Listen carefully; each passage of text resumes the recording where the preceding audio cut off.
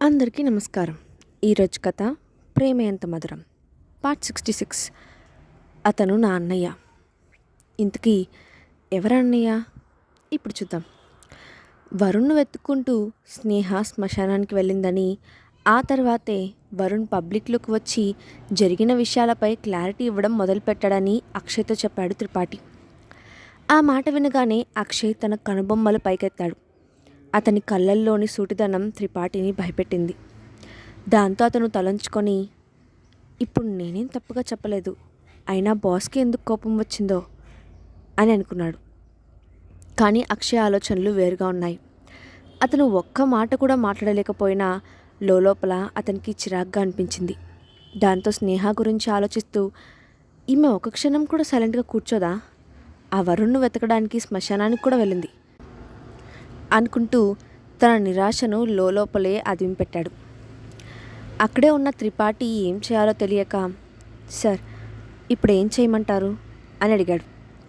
అప్పుడు అక్షయ్ ఆమె ఆలోచనల నుంచి బయటకు వచ్చి, నువ్వు వెళ్ళి వరుణ్ కంపెనీకి ఒక బెస్ట్ లాయర్ టీమ్ని అరేంజ్ చేసి పంపించు.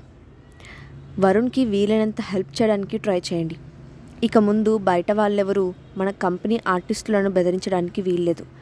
మనం దీన్ని కరెక్ట్గా డీల్ చేయాలి అని చెప్పి వెంటనే తనలో తానే కొనుక్కుంటూ, అసలు ఈ స్నేహ మేడం చేతిలో ఒక వీడియో కూడా ఉంది, దాన్ని పట్టుకొని ఇప్పుడు హడావిడి చేసిందంటే రేపు మనం సమస్యల్లో పడాలి అని అనుకొని త్రిపాఠి వైపు చూసి, అలాగే ఆ దేవదత్త అన్నిటికీ ప్రిపేర్ అయ్యి రెడీగా ఉన్నాడు. స్నేహ మేడం దగ్గర వీడియో ఉంది, కానీ ఒక్క ఎవిడెన్స్ సరిపోదు. ఈ కేసులో వరుణ్ గెలవాలంటే ఇంకా గట్టి సాక్ష్యం కావాలి అని అన్నాడు. వరుణ్కి సంబంధించిన విషయాలపై అక్షయ్ ఇంత శ్రద్ధ చూపించడం చూసి కొంచెం ఆశ్చర్యపోయిన త్రిపాఠి, అయితే సార్ మనం మిగిలిన ఎవిడెన్స్ ఎలా కలెక్ట్ చేయాలి అని అడిగాడు. ఆ ప్రశ్నకు అతని వైపు ముఖం చిట్లించి నిరాశగా చూశాడు. కానీ కోపం తెచ్చుకోకుండా అతనికి అర్థమయ్యేలా చెప్తూ, మనం ఇప్పుడు నిజాన్ని నిరూపించడం కోసం మెటీరియల్ ఎవిడెన్స్ సాధించాలి.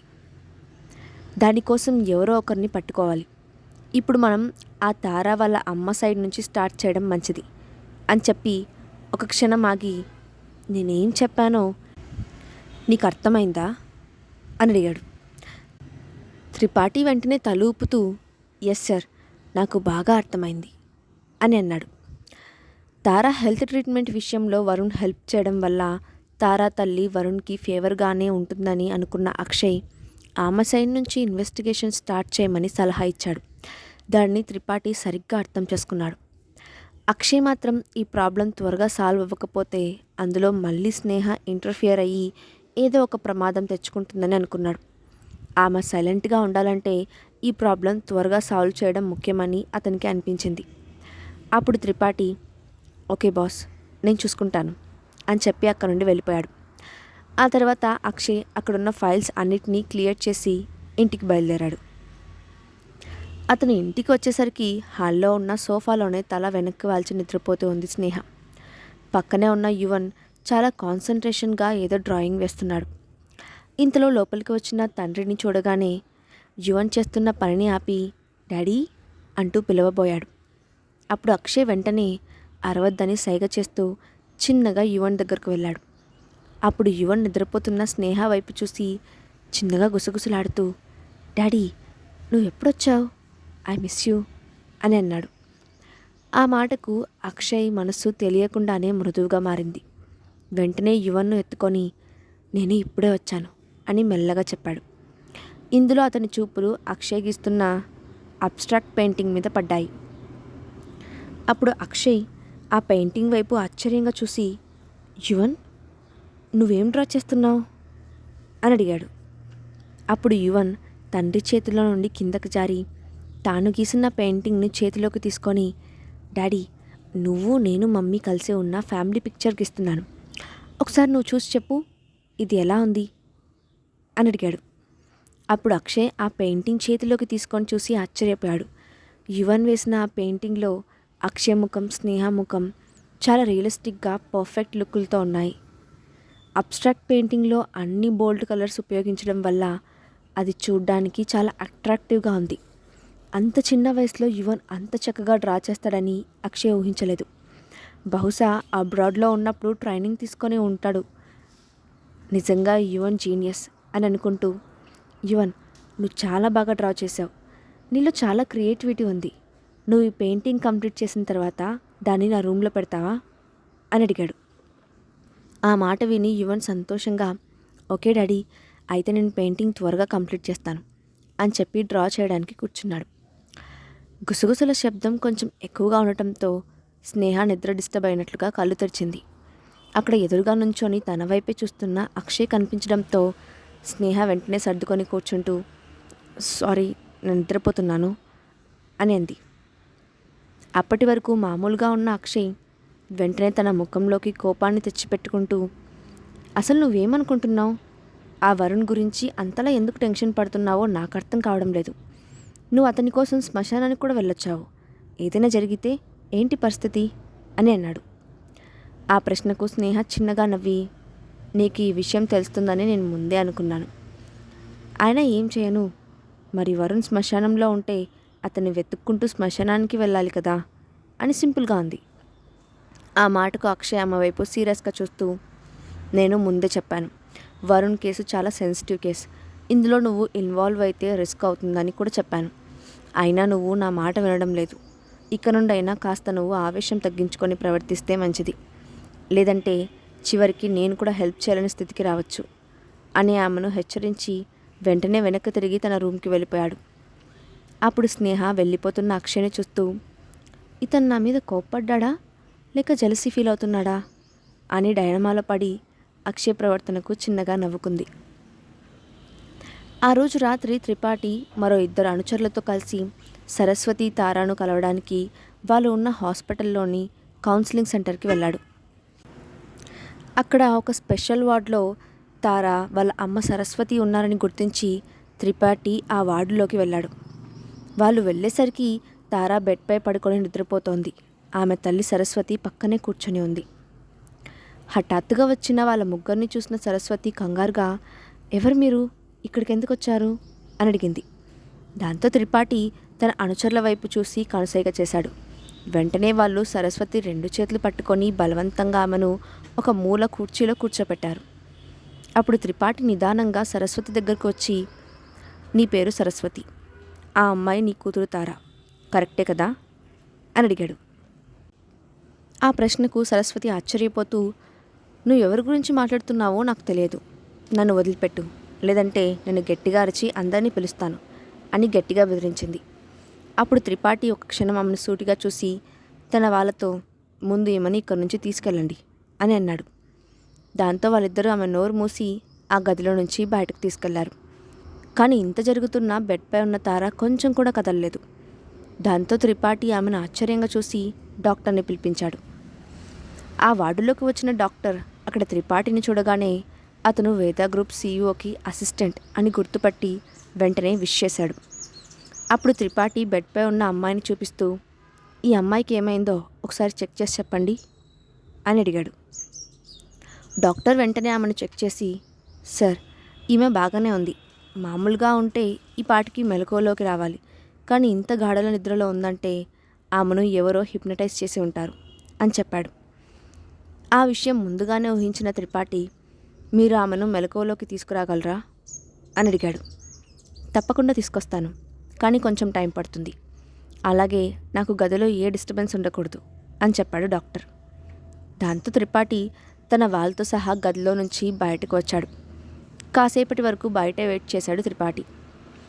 ఈలోగా ఆమె తల్లితో మాట్లాడడం మంచిదని అనుకుంటూ వార్డు పక్కనే ఉన్న గదిలో బంధించి ఉన్న సరస్వతి దగ్గరకు వెళ్ళాడు. అతను లోపలికి వెళ్ళేసరికి సరస్వతి ఆ వార్డులో బెడ్పై కూర్చొని భయంగా చూస్తోంది. లోపలికి వచ్చిన త్రిపాఠిని చూసిన వెంటనే ఆమె కోపంగా, ఎవరు మీరు, నన్నెందుకు కిడ్నాప్ చేశారు, నేను మీపై పోలీసులకు కంప్లైంట్ ఇస్తాను అని బెదిరించడానికి ప్రయత్నించింది. అప్పుడు త్రిపాఠి నవ్వుతూ వెళ్ళి సోఫాలో కూర్చొని, హో, నీకు పోలీసులు చట్టాలు కూడా తెలుసా? మరి అలాంటప్పుడు వరుణ్ నీ కూతురు ప్రాణాలను కాపాడటానికి చాలా డబ్బు ఖర్చు పెట్టాడు. మరి అతని విషయంలో నువ్వు చేసిన పనికి నిన్నే జైల్లో పెట్టాలి అని అన్నాడు. ఆ మాటలకు సరస్వతి ముఖం పాలిపోయింది. అతని మాటలు విని ఆమె గొంతు వణకడం మొదలయ్యి మాట బయటకు రావడం లేదు. ఆమె పరిస్థితిని చూసి త్రిపాఠి నవ్వుతూ, చెప్పు, నేను చెప్పింది నిజమే కదా? మీరందరూ కలిసి వరుణ్పై కుట్ర పన్నారు. దానికోసం మీ కూతురి జీవితాన్ని పణంగా పెట్టారు. ఇది మీకు న్యాయంగా ఉందా అని అతను అడుగుతూ ఉండగానే డోర్ బయట నుండి దాదాపు 11 ఏళ్ల వయసున్న తార లోపలికి వచ్చింది. ఆమె ముఖంలో ఆశ్చర్యంతో వెళ్ళి తన తల్లి ముందు నుంచొని, అమ్మా, ఇతనేమంటున్నారు? మీరు నిజంగా వరుణ్ అన్నయ్యను ఇబ్బంది పెట్టారా అని అడిగింది. అప్పుడు సరస్వతి లోపలికి వచ్చిన కూతుర్ని చూసి హడావిడిగా ఆమె దగ్గరకు వెళ్ళి, అమ్మ తారా, నువ్వు లేచావా తల్లి అంటూ సంతోషంగా ఆమెను దగ్గరకు తీసుకోబోయింది. కానీ తార తన తల్లి ఆందోళన పట్టించుకోకుండా ఏడుపు గొంతుతో, అమ్మా, అసలు ఏం జరిగింది? నాకు కొంచెం అర్థమయ్యేలా చెప్పు అని అంది. డాక్టర్ ఆమెను హిప్నటైజ్ నుంచి బయటకు తీసుకురావడంతో నిద్రలోంచి లేచి నడిచినట్లుగా బయటకు వచ్చిన తార తన తల్లి కోసం వెతుకుతూ ఆ వార్డు వైపు వచ్చింది. అదే టైంలో ఆ వార్డులో త్రిపాఠి సరస్వతితో మాట్లాడిన మాటలు మొత్తం వింది.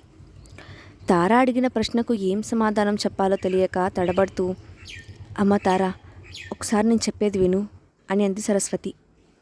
కానీ ఇంతలో త్రిపాఠి లేచి తార దగ్గరికి వస్తూ, చూడమ్మ తార, నువ్వు భయపడకు, నేను మీ వరుణ్ అన్నయ్యకు ఫ్రెండ్ని అని చెప్పాడు.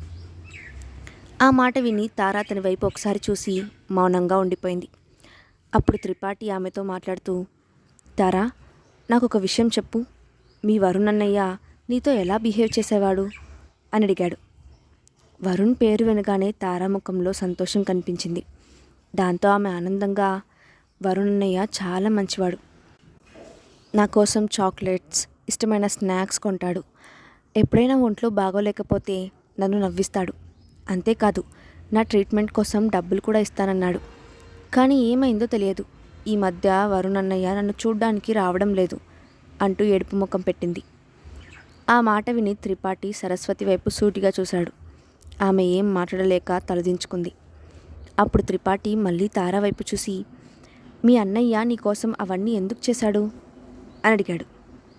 ఆ ప్రశ్నకు తార తన తల్లి వైపు ఒకసారి చూసి మళ్ళీ మాట్లాడుతూ, మా నాన్న ఎప్పుడూ పేకాట ఆడుతుండేవాడు. అతనికి డబ్బు కావాల్సి వచ్చినప్పుడల్లా మా అమ్మని కొడుతూ ఉండేవాడు. అప్పుడు వరుణ్ అన్నయ్య మాకు డబ్బులు ఇచ్చి ఆదుకునేవాడు అని చెప్పింది. పట్టాభి పేకాట ఆడేవాడని తెలిసి త్రిపాఠి కళ్ళు కొద్దిగా మెరిశాయి. పేకాటికి బానిస అయిన వాళ్ళు ఈజీగా దేనికైనా లొంగుతారని అతనికి బాగా తెలుసు. దాంతో అతను ఏదో ఆలోచిస్తూ నిదానంగా, తారా, మీ అన్నయ్య నీతో ఎప్పుడన్నా చెడుగా ప్రవర్తించాడా అని అడిగాడు. లేదు, వరుణ్ అన్నయ్య చాలా మంచివాడు. అతను నా సొంత అన్నయ్య లాంటివాడు. ఇంతకీ అన్నయ్యకి ఏమైంది? మీరెందుకు వచ్చారు? ఇవన్నీ ఎందుకు అడుగుతున్నారు అని అయోమయంగా అడిగింది. ఆ ప్రశ్నకు ఏం సమాధానం చెప్పాలో త్రిపాఠికి తెలియలేదు. ఆమెకు నిజం చెప్పలేకపోయాడు. దాంతో అతను నవ్వుతూ టాపిక్ మార్చి, ఏం లేతారా, మీ అన్నయ్య ఈ మధ్య కొంచెం బిజీగా ఉన్నాడు. టైం దొరికినప్పుడు వచ్చి తప్పకుండా నిన్ను కలుస్తాడు అని చెప్పాడు. కానీ తారా కళ్ళ నుండి నీళ్లు జలజల రాలుస్తూ, లేదు, మీరు అబద్ధం చెప్తున్నారు, నేను మీ మాటలన్నీ విన్నాను అంటూ తన తల్లి వైపు చూసి, అమ్మా, వరుణ్ అన్నయ్యను ఏం చేశారు? అన్నయ్యకి ఏమైంది అని అడిగింది. అప్పుడు త్రిపాఠి సరస్వతి వైపు అసహ్యంగా చూసి, వయసులో చిన్నదైన మీ పాప ఇప్పటికే నిజం చెప్పింది. మీకు ఇంత సహాయం చేసిన ఒక మంచి వ్యక్తిని మీరు నాశనం చేస్తున్నారు. మీకు కొంచెం కూడా మనస్సాక్షి లేదా అని అడిగాడు. ఆ మాట వినగానే అప్పటిదాకా మౌనంగా ఉన్న సరస్వతి ఒక్కసారిగా కూతురు తారాను గట్టిగా హృదయానికి హత్తుకొని, తారా, నా బంగారు తల్లి, నన్ను క్షమించమ్మా, నేను నీ విషయంలో చాలా తప్పు చేశాను. కానీ నాకు ఈ పని చేయడం తప్ప మరో మార్గం తోచలేదు అంటూ ఏడవడం మొదలుపెట్టింది. పూర్తిగా ఏం జరిగిందో తారాకు అర్థం కాలేదు. కానీ తన తల్లి ఏడుస్తుండడం చూసి ఆమె కూడా ఏడవడం మొదలుపెట్టింది. వాళ్ళిద్దరిని చూసిన త్రిపాఠి ఒక క్షణం నిట్టూర్చాడు. కానీ ఇప్పటికే తనకు కావాల్సిన ఇన్ఫర్మేషన్ దొరకడంతో ఇక అక్కడ ఉండడం వల్ల ఉపయోగం లేదని అనుకొని వాళ్ళను అక్కడే వదిలి బయటకు వచ్చాడు. అక్కడున్న తన వాళ్ళతో, మీరు ఇక్కడే ఉండండి, తారాకు ట్రీట్మెంట్ సరిగ్గా జరగాలి, కానీ ఎలాంటి సమస్య రాకూడదు, జాగ్రత్తగా చూసుకోండి అని చెప్పాడు. దాంతో ఓకే సార్ అంటూ వాళ్ళు తలూపారు. తర్వాత హాస్పిటల్ నుంచి బయటకు వచ్చిన త్రిపాఠి పట్టాభి గురించి మరిన్ని విషయాలు తెలుసుకోమని తన వాళ్లకు పురమాయించాడు. తర్వాత రోజు ఆఫీస్లోని క్యాబిన్లో ఉన్న త్రిపాఠి చేతిలో పట్టాభి గురించి ఇన్ఫర్మేషన్ ఉన్న ఒక డాక్యుమెంట్ను పట్టుకొని ఉన్నాడు. పట్టాభి గురించి త్రిపాఠి తెలుసుకున్న నిజాలేంటి? అక్షయ్ అనుకున్నట్లు వరుణ్ నిర్దోషిగా నిరూపించబడతాడా? నెక్స్ట్ పార్ట్లో చూద్దాం. ఈ స్టోరీ అప్డేట్ ఎలా ఉందో కింద కామెంట్ బాక్స్లో మీ ఒపీనియన్ని షేర్ చేయండి. Thanks for watching.